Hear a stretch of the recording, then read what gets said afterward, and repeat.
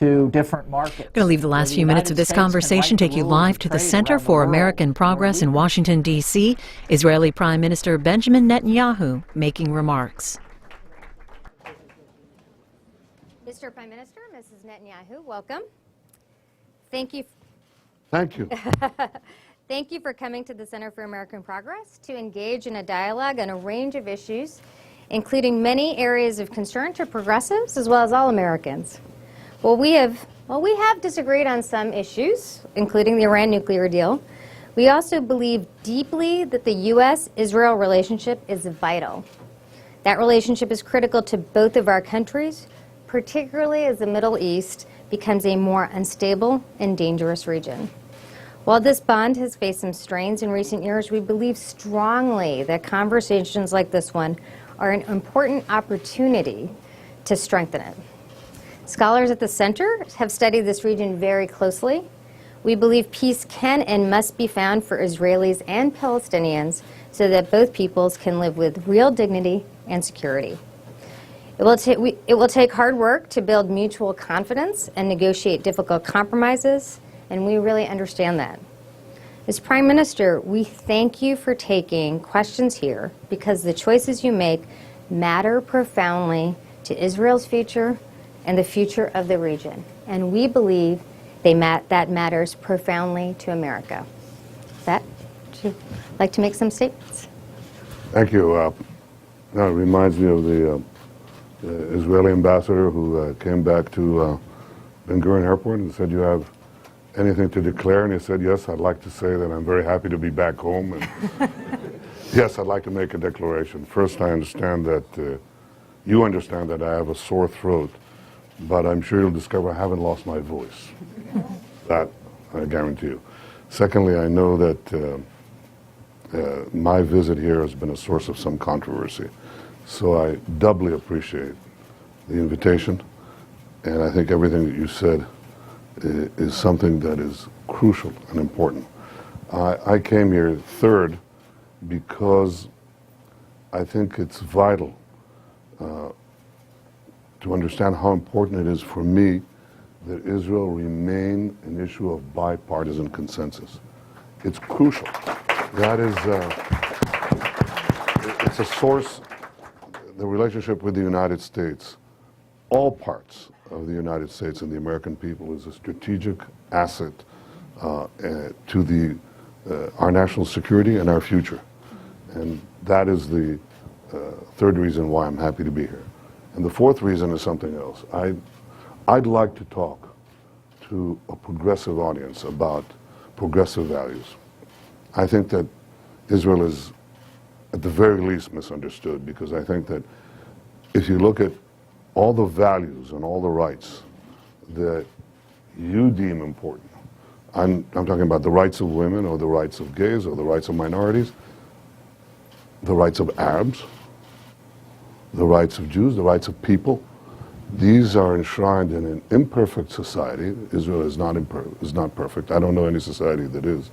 But one that is facing incredible odds with incredible successes. And it safeguards those values in a very, very troubled area. So I'd like to talk about those values. I'd like to talk about our quest for peace. And I'd like to talk about why that quest for peace has not yet been achieved. And I hope you'll ask me questions on all of these things and anything else that you want. I have a rule when people come to interview me. So here's what I do, and I broke my rule because I didn't have it here. It's not my office. But in my office, I put out a whiteboard. And anybody who asks a question, I write it down. And I go through all the questions. And if I don't want to answer it, I say, I don't want to answer. I want you to know I'm fudging that one. But at least everybody knows if I've answered their questions or not. And I hope I'll answer all of your questions. And I thank you for this invitation. Thank you. Thank you. End of declaration. Thank you. I think I'll follow up on some of the issues you raised for sure. Obviously, you had a meeting with the president yesterday. There's been some disagreements between you and the president, but I hope you can share with us just a little bit of the flavor of that meeting and what concrete steps came out of it. It was a very good meeting. I'm not saying it lip service. It was a very good meeting. The President and I have had over a dozen meetings, I think. He's had more meetings with me than with any other leader, and I deeply appreciate that. I think the time that he's invested, the importance that he attaches to this relationship, I think is unique. We've had our disagreement, particularly over Iran, that's clear. But I think we have no disagreement now about what we need to do moving forward. Three things. Number one, hold Iran's feet to the fire, make sure they abide by their obligations. Two, work to block Iran's aggression and terror in the region. There are others in the region who practice terror and aggression, like ISIS. We should work together to counter both.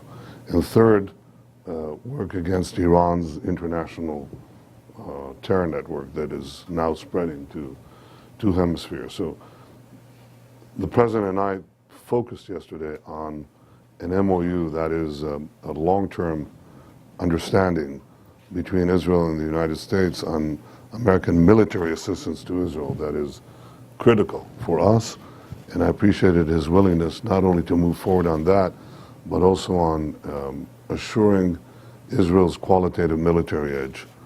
Because as you know, there are other countries in the region that are receiving tremendous amount of military assistance, and it's very important that Israel always has, if not the quantitative edge, the qualitative edge to be able to defend itself by itself against any threat. That's a principle the President has repeated many times, and I appreciate it at all times, but especially at this time. In your opening remarks, Mr. Prime Minister, you mentioned Israeli values and the idea of a democracy and the fact that there are Arabs. There are Arabs who live and work and are citizens of Israel. We appreciate that you've come here to speak about some of the tough issues that have come up in the past. And one incident that really did strike a nerve with many progressives was statements made during the recent election. And I just want to quote, where it was said, you said Arab voters are coming out in droves to the polls. I think people were a little taken aback by that. So what do you say to progressives in the United States who worry about comments like that and what it means for inclusive Israel? Well, I think that this statement, as it was said, was wrong. Because, first of all, you should know that Arabs voted for me, and I welcome that. In fact, you may check this, but I think they voted for me in considerably larger numbers than they voted for the Labour Party. I was not referring to going to votes. I was speaking about a specific list that was opposed, but it shouldn't have been said.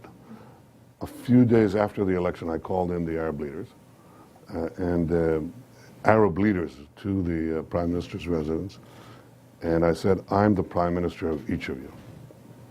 And I don't want that statement to go uncorrected. I corrected it. I made sure that they understand it. Now, this is words. What about deeds? What about deeds? You know, I'll tell you what happened when I first was elected Prime Minister in 1996. It's my fourth term. There's a flood. You know, floods in Israel. And there's an Arab village called Fertilizes.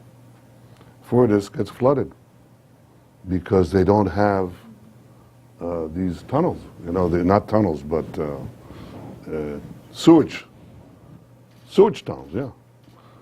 And the whole village is underwater. And I went to see it, and I said, God, that's awful. How come this is like this? And said, it's always been like that. I said, it's not going to be like it. And I said, I put in, I don't know, 30, 40 million shekels, and they built this tunnel, and there's not been a flood in Fertilizes. They said, but Prime Minister, they're not going to vote for you. I said, so what?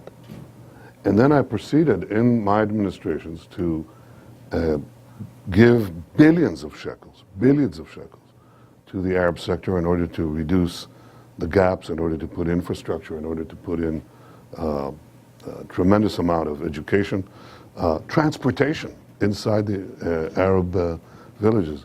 They can't get to work because there's no internal transportation in the Arab communities. It's unbelievable. I changed that. Put in a lot of money, putting the Arab citizens, giving them programs to enter the high-tech sector. And I do this personally. So we did all of that. After the election, this is now my 4th term, we put in close to 1 billion shekels. Now, just now, with this same Arab parties, the leaders of this same Arab party. So I'm the prime minister of all the citizens of Israel, those who voted for me, those who didn't vote for me, Jews, Arabs, Druze, Circassians, Muslims, Christians. And I think the words and the numbers speak for themselves.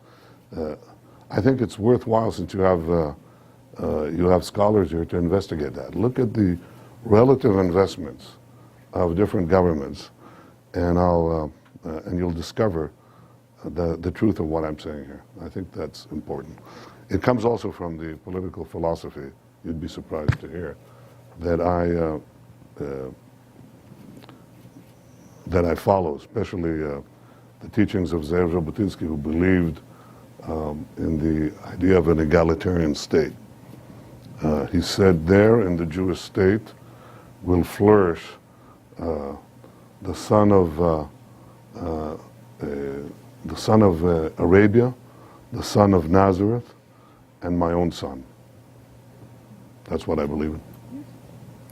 Now, turning to the future, I'd like to ask you really how you see Israel in 2 decades. How do you see Israel and its borders? Do you envision that Israel will continue to occupy the West Bank and control Gaza in 20 years? How do you see the future?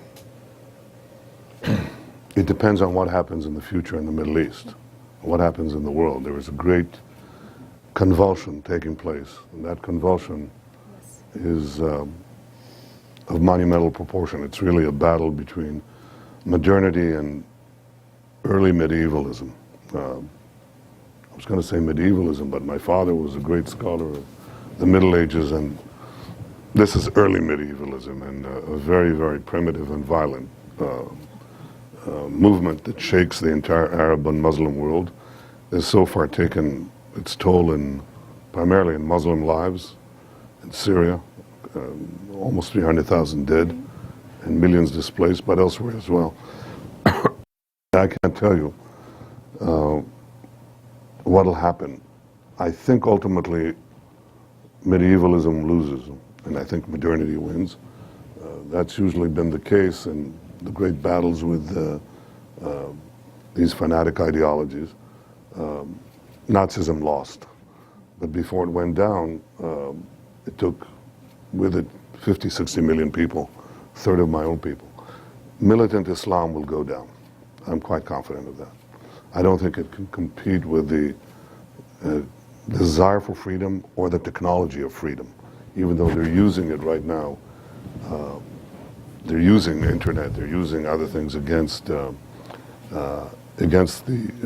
other forces, but ultimately they are in the business of constraining choices, constraining information. So I think ultimately they lose. What will happen? Will they lose in the next 20 years? I don't know. But I think what we have to make sure is that we're around. It gives us no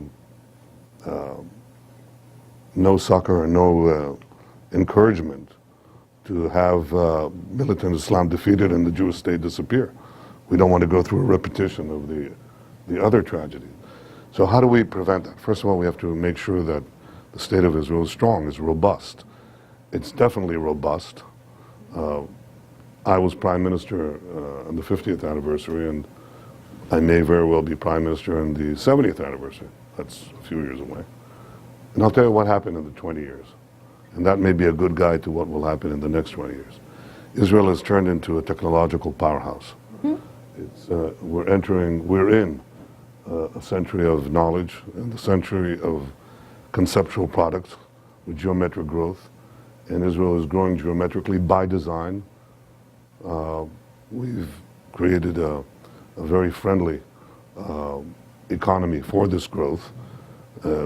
We have, this is a number I always give because I think it's so striking.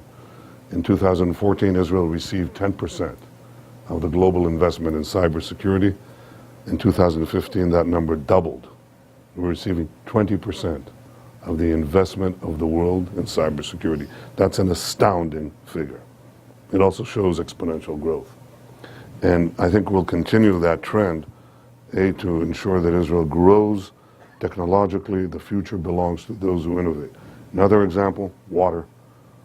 We've solved our water problem, even though rainfall has roughly been halved since the year of our independence. Population has grown 10 times, and our GDP per capita has grown 40 times.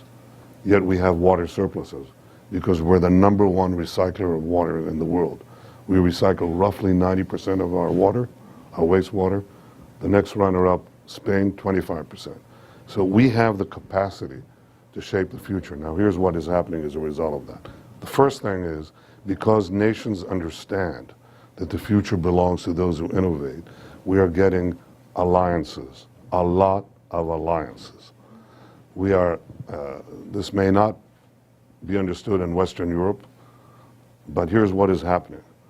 I'm so isolated that as foreign minister and prime minister, I don't have time to see my own Knesset members, my own factions, or the other politicians, because I have diplomats and heads of state coming from Asia, from Africa, from Latin America, and they all want three things. They all want three things. I mean, I'm talking about small countries like China or India, where I'm going to be going soon to visit, or Japan, or 20 African states that have come in. They all say, come back, come back, come back, or countries in Latin America. They all want three things. First, Israeli technology. Second, Israeli technology. Third, Israeli technology. This is a fundamental change, a fundamental change that will accelerate in the next 20 years.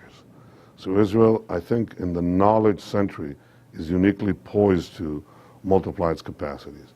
Can we get peace with the Palestinians, which is what you're asking me? Yes. It depends, one.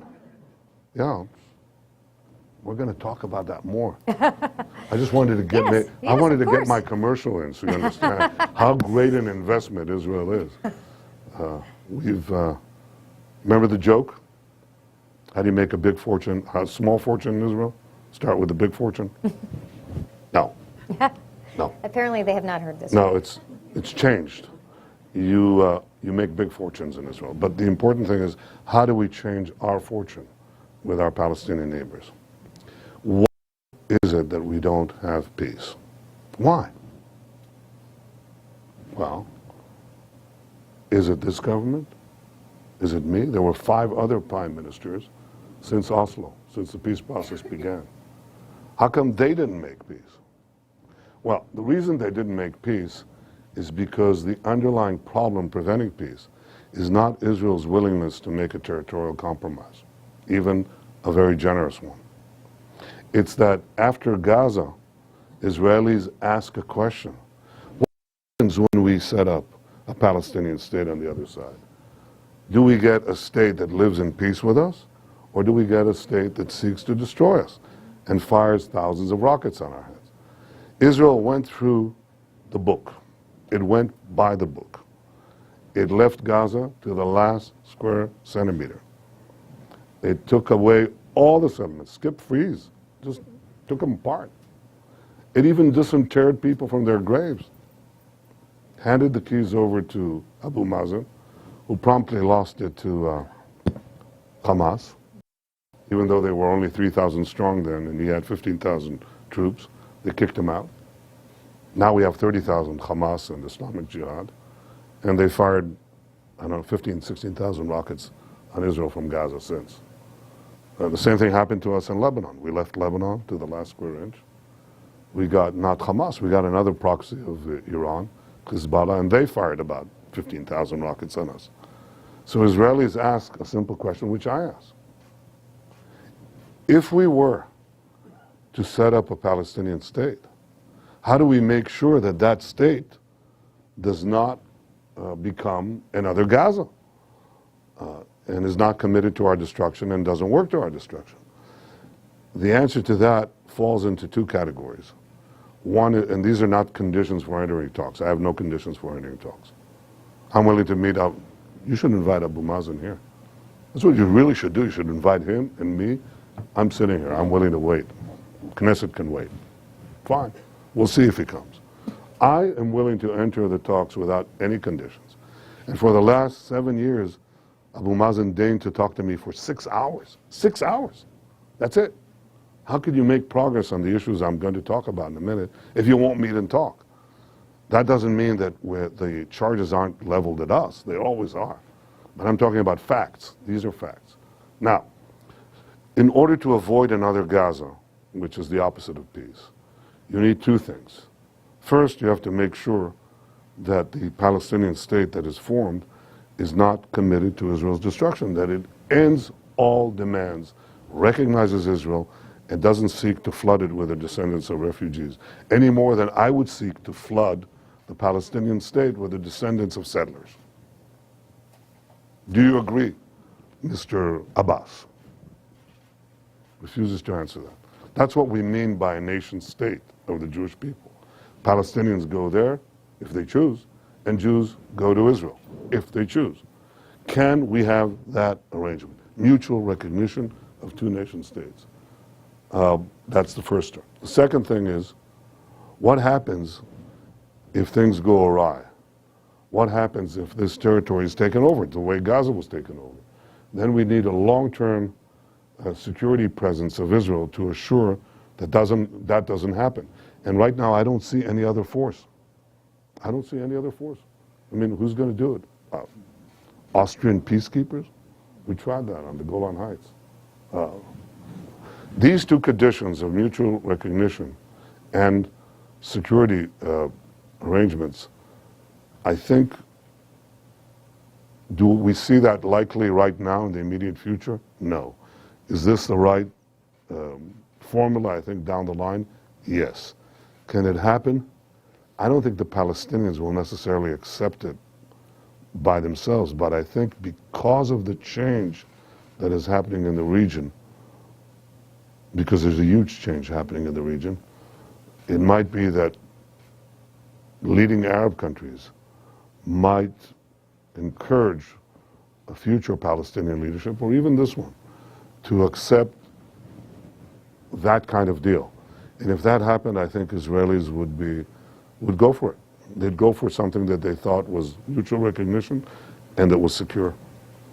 You know, with respect, I think a lot of progressives think, not only in the U.S. but around the world, that Israel isn't currently acting neutrally, that it has been acting. It has been acting vis-a-vis peace, and it has been acting through the advancement, the expansion of settlements, the idea that there's been a steady growth of settlements that are strategically placed. The understanding is strategically placed in order to make a Palestinian state more difficult, or that it has that result.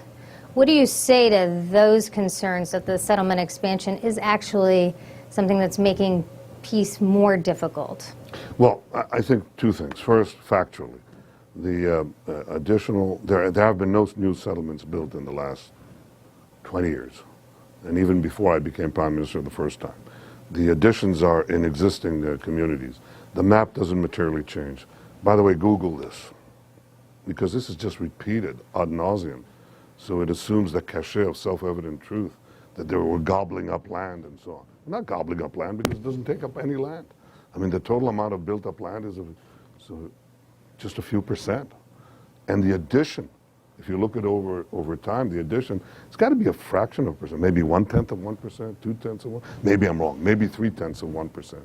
That's the land that is being gobbled up. That's a factual question. That should not be something that is debated. And yet it's become an axiom that we are gobbling up land. We're not, simply because it doesn't happen. But here's what the actual statistics of construction are. Barak built 5,000 units a year. Sharon built 1,800 units a year. Olmert built 1,700 units a year. And my government, this doesn't help me back home, has built 1,500 units a year. That's a fact, okay? That's not subject to question. Statistics, government statistics, in our case, our statistics, by the way, are not in any way influenced by political manipulation. This is an independent authority, and it was quoted in one of the papers that most support me, Haaretz. It's a fact. Okay, so here's the two things that I'm saying. One, the settlements are there. The growth in the settlements does not materially affect the potential map for peace. And third, I think that it's an issue that can be resolved, but I don't think it's the core issue. The reason it's not the core issue is that it wasn't a core issue in Gaza either. So what's the problem? The problem, look, my grandfather, I always say this, I think I date the conflict back to 1920.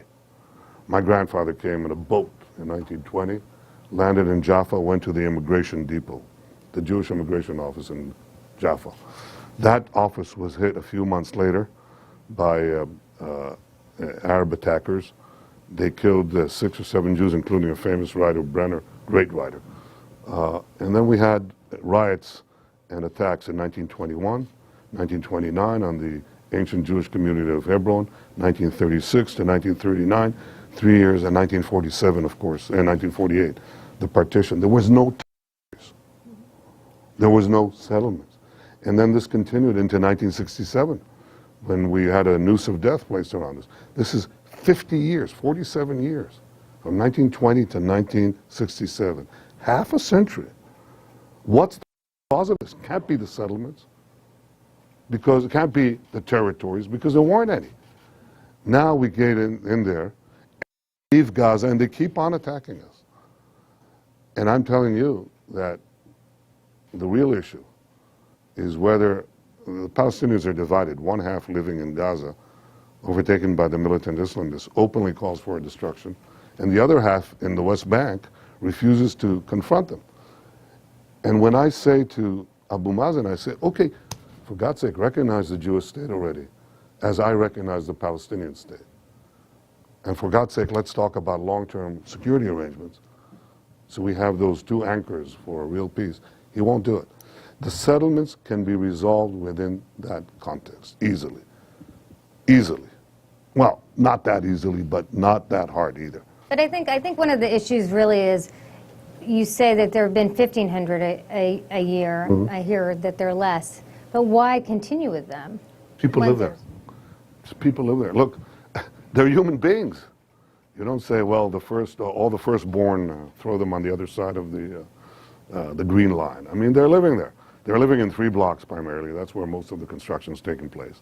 This is not foreign land. I know it's comfortable to say that this is the Belgian Congo. For God's sake, Jews have been living there for 4,000 years. So are Arabs.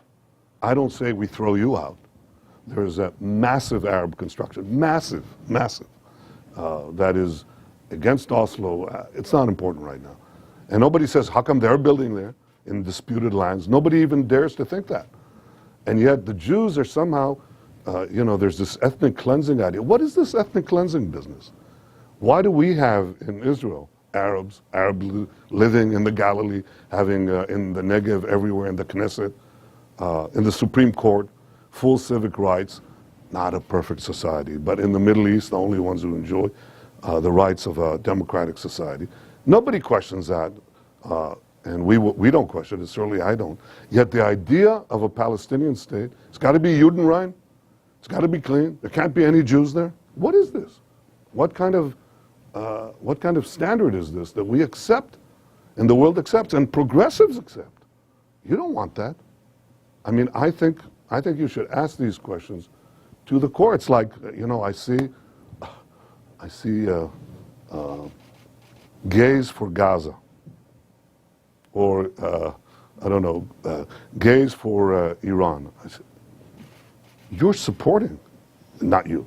The people who do that are supporting the people who would murder them. They hang gays on cranes in Iran. If you're gay in Gaza, your fate is sealed. Yeah, no. I should say we appreciate. We're not. No one's making equivalence between the rights. What I'm saying is, and forgive me for being so clear about it. I think there's something fundamentally wrong. Fundamentally wrong. Israel wants peace. Israel has made enormous sacrifices for peace. I've made the two states for two people statement in Bar Ilan University, in a religious university. Abu Mazen has not yet made the Birzeit speech. He hasn't gone to his own people and said, give up the ghost. We're not going back to Jaffa. And Israel is here to stay by right. He's not done that. I have been asked to freeze settlements. I did. No prime minister has done it before. Didn't help. For 10 months, he wouldn't come to the table. It didn't help. I did other things which were even harder, like releasing prisoners, which was probably the hardest decision I've made. Didn't help. Didn't help twice. One, it didn't help them get to the table, and it didn't help launch the negotiations that we want. And second, it didn't absolve me of the blame that is attached to the Prime Minister of Israel and the government of Israel by dint of people who don't understand what is really driving this conflict. In the Middle East, what is driving the conflicts with an S is the battle between modernity and early medievalism. It is not the Palestinian-Israeli conflict. Syria has collapsed, Iraq has collapsed, Yemen has collapsed, Libya has collapsed, and the other states are wobbly. And that's a larger civilizational battle. In the specific confines of the Israeli-Palestinian conflict, what is driving the conflict, and unfortunately still drives the conflict, is the persistent refusal to recognize a nation state for the Jewish people in any boundaries. That remains the problem. If you want to solve a problem, address the problem. Don't address what is not the problem, address that problem. It is not settlements, it is the persistent refusal to accept the Jewish state. If you have a willingness to accept the Jewish state, you will solve the settlement problem. I'd like to follow up on your comments just now on the region and ask you about what's happening in Syria, the recent actions by Russia, the complicated nature of the region. Obviously, it's hugely unsettling, but I'd love your views on that topic. Well, it's a very complicated tapestry, and I think you should ask Mr. Putin why he's doing what he's doing. But I think he says that he wants to bolster that regime, if not its leader. He says that he wants to prevent Islamist fighters from going back to Russia. I went to see him. Mm-hmm. Yes. And I said, the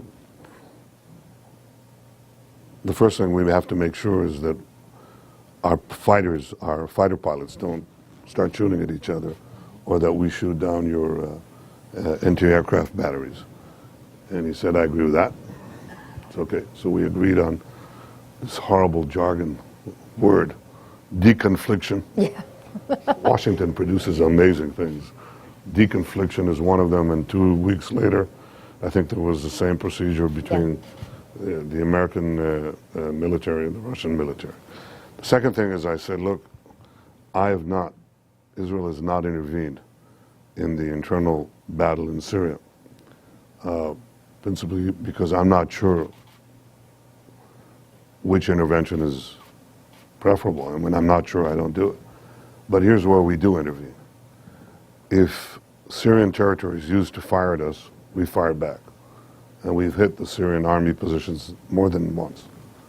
Secondly, if Iran wants to establish a second front along the Golan Heights, as it's established in southern Lebanon, we'll take forceful action, as we have. Third, if Iran and Hezbollah want to use Syrian territory to transfer arms, very lethal arms, from Syria to Lebanon, we'll take action, as we have. Fourth, if we don't see it, we could take action against Syrian arms that we do see. If it went through, doesn't prevent us from, and we didn't see it going into Lebanon, we could take action in Syria to degrade the inventories that could be passed in the future. So we heard that. And I think it was a very clear conversation. And this is the policy that we are following. As far as Syria is concerned, I can't tell you if you can put Humpty Dumpty back together again. I doubt it. But if there's a solution out there that restores some calm, stops the carnage, it's fine with us. But we want to make sure that our interests are maintained in such an arrangement. That is, that this new Syria, or Syrias with an S, is not and are not used for attacks against us. You've made the point, and you are absolutely right, you made the point here and elsewhere, that Israel is a rare democracy in a very dangerous neighborhood that shares values with democracies around the world, values like commitment to the rule of law and that no one is above the law. I just want to also say, acknowledge that we very much condemn the heinous knife attacks targeting Israelis, innocent Israelis, which continue today and in recent weeks.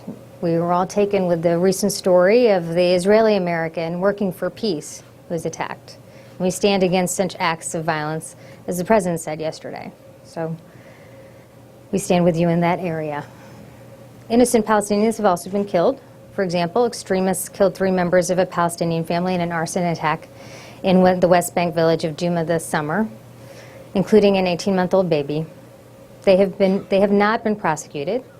People have asked questions about that. I'd love you to just explain what's happening. Well, when you had that attack, which is uncommon, Yes. but is horrible, I went to the hospital, went to that baby Palestinian Arab boy, said we'd shoulder any expense to take care of the family. Unfortunately, the parents died.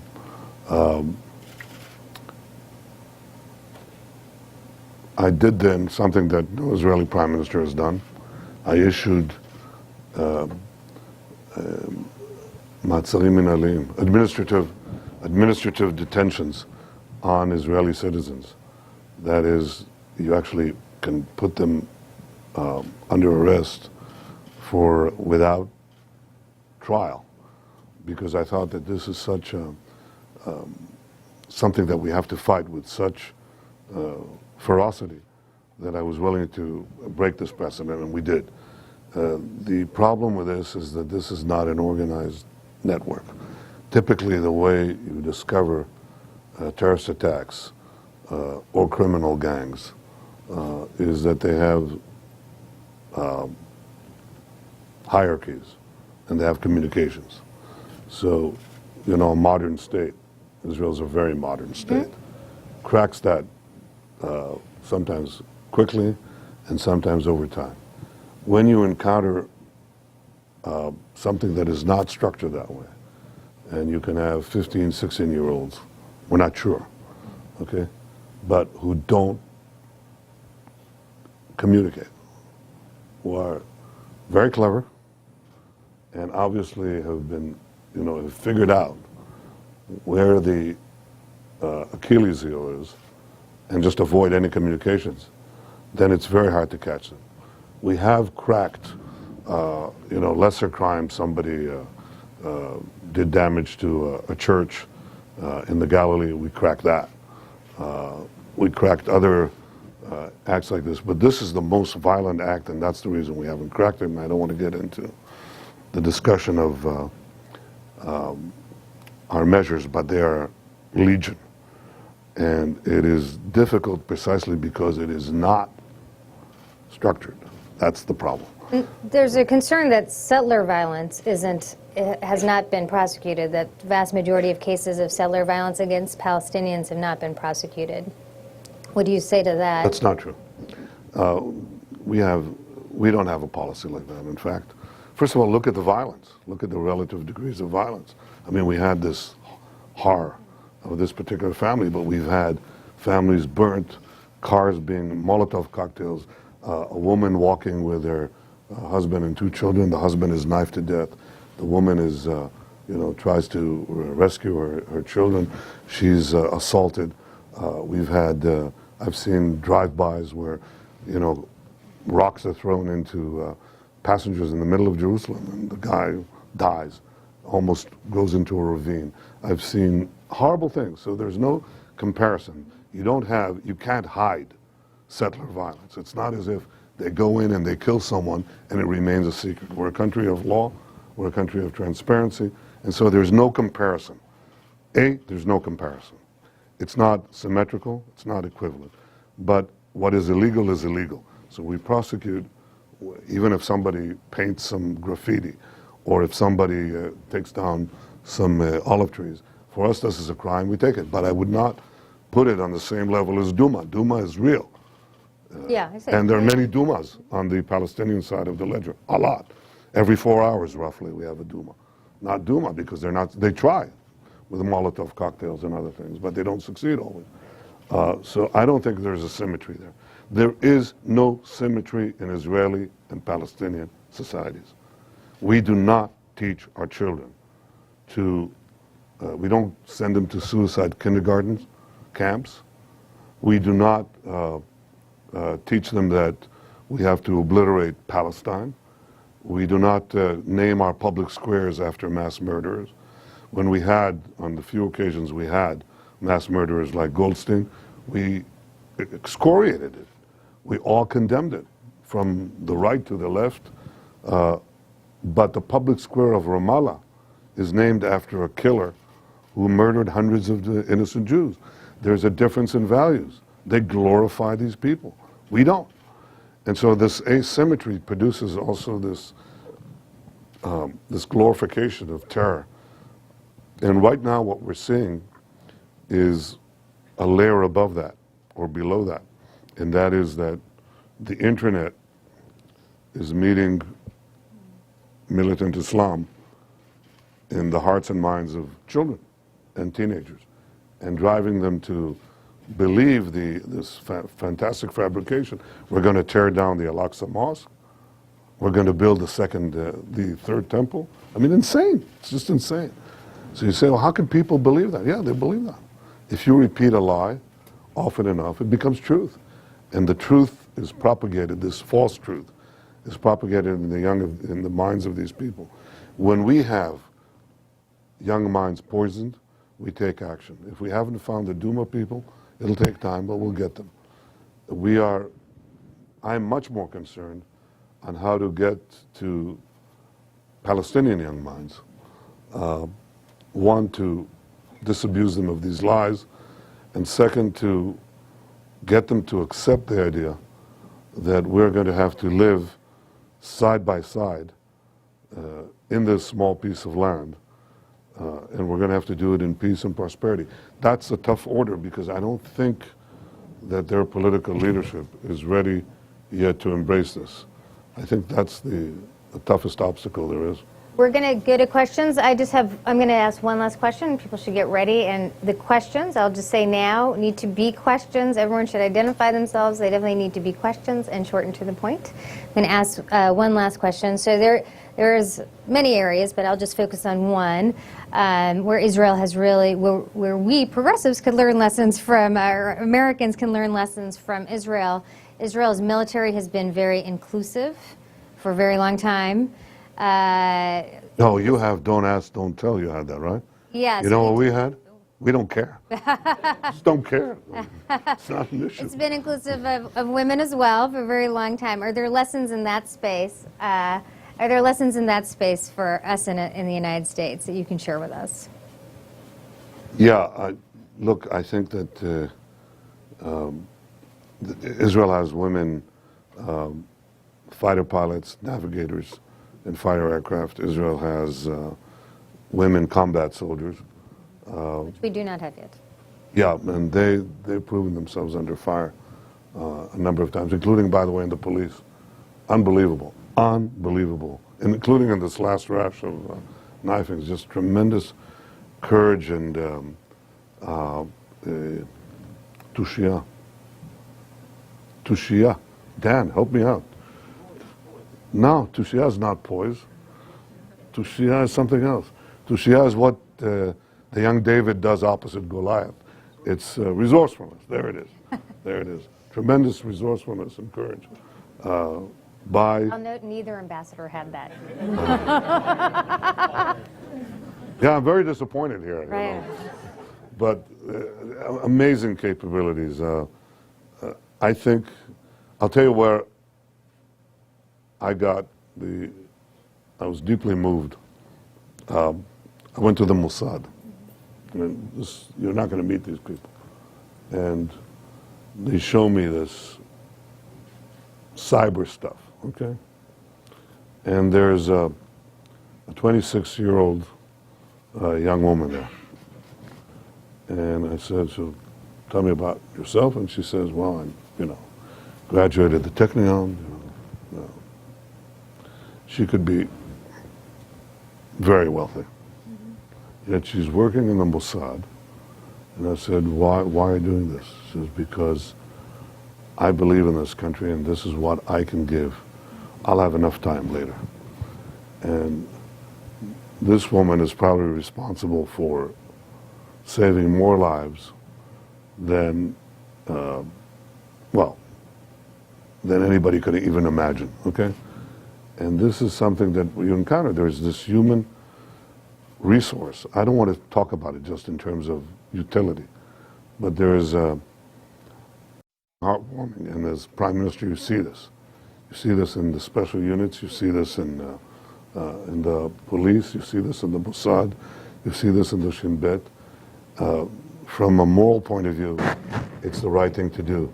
From the utilitarian point of view, you have to be crazy not to do it. And I think Israel is very sane and very moral in having this inclusivity of women in every part of life.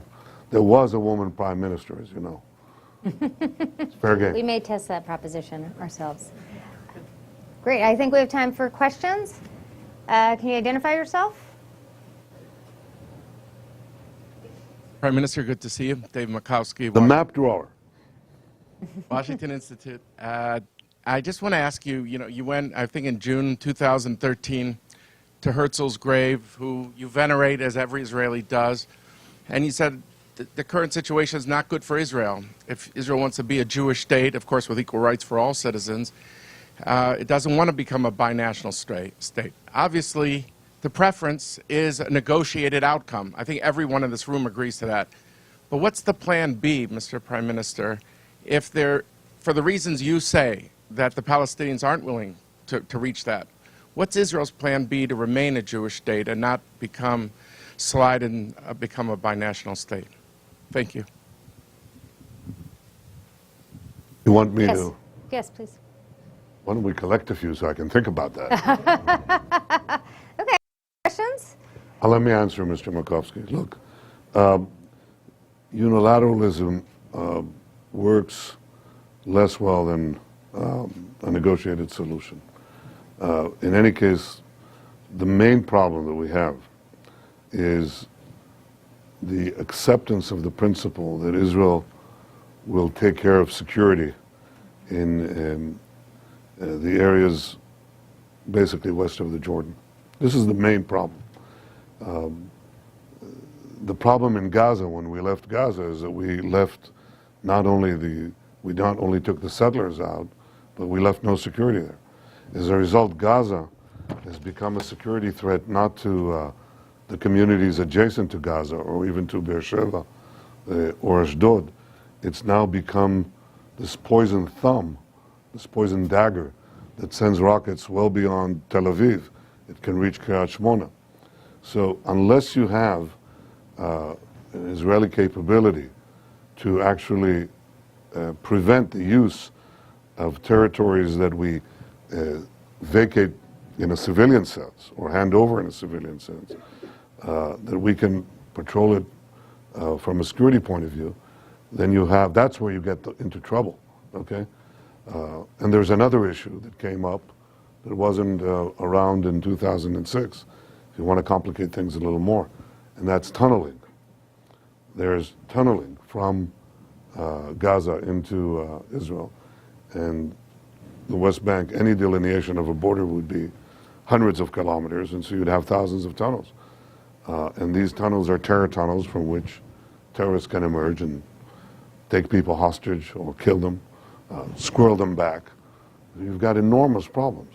And the only way you can deal with that, the only way, is to ensure that from the security point of view, Israel has, for the foreseeable future, until you can prove otherwise, that there's somebody else who can responsibly take that territory, Israel has the security control. I don't see the Palestinians agreeing to that, okay? They say, well, how can we be, a fully sovereign state if we don't have security control of it? How can we leave a security presence of Israel for the indefinite future? And I said, well, ever hear of Germany or Okinawa or South Korea? You can if you need to. Because, see, no Israeli in his right mind, the reason I'm here for the fourth time is because just about every Israeli believes in what I'm about to tell you. Any deal or any arrangement, unilateral or negotiated, must have Israel maintain the ability to defend itself by itself against any threat, including from territories that are ceded. Okay? That's the most important provision. That is something that I don't see the Palestinians accepting now. Maybe they'll accept it tomorrow. Maybe Arab states will accept it. Maybe the international community will accept it. If they do, then I think we'll be able to ensure that we don't incorporate Palestinian populations in our midst, be able to separate from them, yet at the same time maintain security in our hands. That's the real test. And I'm not sure that, I think we have to talk about that more.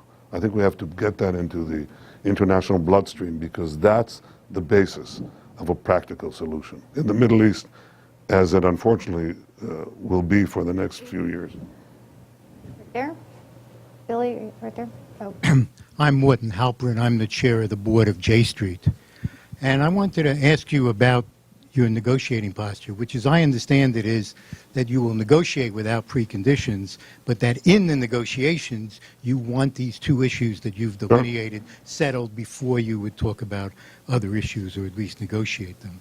And I wonder whether you wouldn't consider, as a way to convince Arabs and Palestinians and others about your commitment to peace, to do two things. One is to give a sense of the generous borders that you said you would be willing to offer if these two things were settled, conditioned on them, but make clear what it was. And second, begin to show the Palestinians that they can have an autonomous existence even if they don't control the security arrangements, by beginning to allow them to have it now on the West Bank. I think on the question of territories and borders, this is about 95% of what Israel has to cede. On the question of mutual recognition, that is recognition of a Jewish state, nation state of the Jewish people, and the security arrangements and so on, that's what we need on the other side. There's a question of the Jerusalem, and specifically the Temple Mount. I think it's insoluble. I mean, I just don't see right now a solution for that, and I think it has to remain under Israeli sovereignty, and that's the only way to prevent this from exploding into sectorial strife. But on these two issues, Israel is asked to give virtually 100% of its negotiating position without receiving a concomitant return. And I don't negotiate that way. But it's a point of fact that my predecessors who did negotiate differently fell off the cliff. They got nothing because they didn't really breach that rejectionism. Palestinian rejectionism, which has been around since the 1920s, has lately been fused with militant Islam, which makes it even worse. But in point of fact, I think these things should be put on the table together. And that was basically the position that people tried to have, but it's become more difficult with the current Palestinian leadership. I nevertheless say that I'm willing to meet Abu Mazen, because My late father used to say that, I'll translate this, he said that conversation fertilizes thought, okay? That was our theory here. Conversation fertilizes thought. So you actually can generate new ideas if you actually sit down and talk. I can't just get this guy to sit down and talk. And it's, you know, I suppose I could say today, my throat has become hoarse from inviting him to meet again and again and again, and he's refused. But you are right to draw the distinction between the willingness to sit down without any preconditions and what I believe are the two foundations, the two pillars of any potential deal: mutual recognition and long-term security arrangements where Israel is able to defend itself. They'd have their own terms. And I don't have to, he doesn't need to have me accept them in order to sit down. We should get on with it. Conversation fertilizes thought. We should sit down and converse. Other questions? Right here? Mr. Prime Minister, I'm Greg Rosenbaum. I chair the National Jewish Democratic Council and sit on the Economic Advisory Council here at CAP. I want to thank you for reaching out and being here with us at CAP today in the spirit of reconciling Americans of both political parties to focus on the shared values that unite us in support of Israel and not policy disagreements we have that could divide us. My question concerns economics and trade relations. As we all now know from the famous gefilte fish emails, it is not that easy to import product from Israel to the United States, and sometimes it's not that easy for Israel to import products from the United States. Since economic ties are, in my view, a very important part of security and the relationship between the two countries, does your administration have plans to streamline trade relations between the two countries in order to create a more robust exchange of goods and services in the future? Yes, and I'm the Minister of the Economy, so I'm going to put that into effect. For the next few weeks, I'm the Minister of the Economy. So I'll make sure that we put into effect whatever. Look, I'm an open trader as far as I can. By the way, with the Arabs, with the Palestinians. I don't know if you're aware of this, but in the midst of these attacks, and they occur every few hours, there have been calls for me to effect closure on the territories. And I said, I think it's very important that we focus on the knife wielders and on the, you know, the Molotov cocktail throwers, but not inflame the rest of the population. So about 140,000 Palestinian workers, I think that's the number, work in Israel every day. We kept the that open. Similarly in Gaza, you know, people should, this is one of those amazing factoids, okay? So here's a factoid, okay? Gaza right now has had more than 1 million tons, Gaza operation, 1 million tons of reconstruction material, humanitarian aid, economic goods. Those 1 million tons have been passed almost exclusively by Israel through the Israeli land border. Very little of it has gone through the other borders. In the sea, we don't want them to come through the sea, not because we care about passage, but we care about weapons, and you can smuggle them. Here we have containers that are scanned. We want more containers scanned. Egypt, how shall I say this, does not encourage a heavy flow into Gaza, okay? But we do. So we screen for weapons, but we've increased the flow. We used to boast that we have 250 trucks pass into Gaza daily. It's now 900. And if we get scanners from Germany and from Holland, as I've asked the leaders of those countries to supply, it can go up higher. So my position is let the, you know, let 1,000 economies bloom. I think that's actually, it's not in lieu of a political settlement, but it helps. It helps. It helps that people in the West Bank and people in Gaza see that they're not living at the edge of a precipice, that they have the wherewithal to have a real life.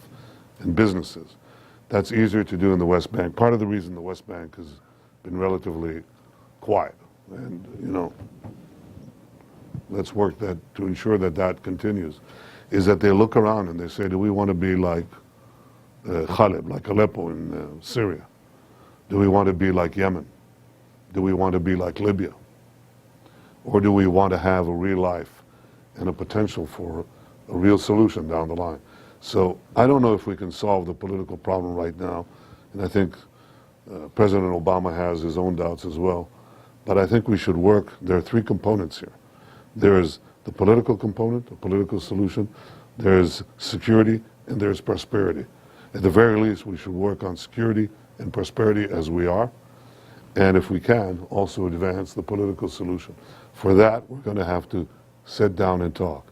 Unilateralism that Mr. Makovsky was pointing out to, I suppose that's possible too, but it would have to meet Israeli security criteria, and that would also require, I think, a broader international understanding than exists now. Thank you. I think we unfortunately are over time. I really want to thank you for your remarks. Are there any final remarks you would like to make? I know your throat. I'd like to make a lot of remarks, but, but I have something to declare. I have a sore throat. I want to thank you. We are happy that your throat lasted. When this issue came up of hosting you, we all wanted to move forward because we believe progress is impossible without dialogue, as you said. So we're grateful for you to be here and take questions on a whole range of issues. I'd like to make another suggestion. Sure. Invite me again. We'll see. Thank you. Thank you very much. Thank you. Ladies and gentlemen, remain seated as the Minister and his delegation make their exit. Thank you.